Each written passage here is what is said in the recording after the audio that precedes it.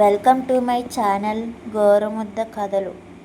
ఈరోజు గునాఫా చాక్లెట్ ఎలా చేసుకోవాలో చూపిస్తాను రండి. ముందుగా మిక్సీ జార్లోకి పంచదార, పిస్తా పప్పు వేసుకొని దాన్ని బాగా గ్రైండ్ చేసుకోవాలి. సరే కానీ ఫ్రెండ్స్, ఈరోజు ఒక పొడుపు కథ అడుగుతాను. మీకు తెలిస్తే నా కామెంట్ సెక్షన్లో కామెంట్ చేయండి.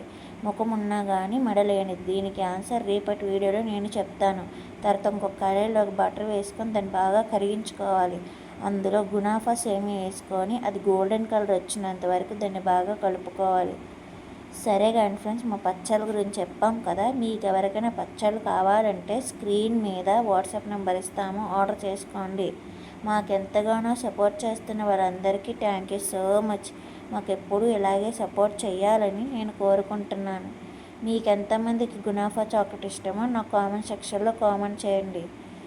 మా ఛానల్ ఇదే ఫస్ట్ టైం ఎవరైనా చూస్తుంటే please like, share and subscribe చేసుకోండి. మీ ఫ్రెండ్స్ అండ్ ఫ్యామిలీతో షేర్ చేసుకోండి. గునాఫా చాక్లెట్ అయితే రెడీ అయిపోయిందండి. Thank you for watching. Bye bye.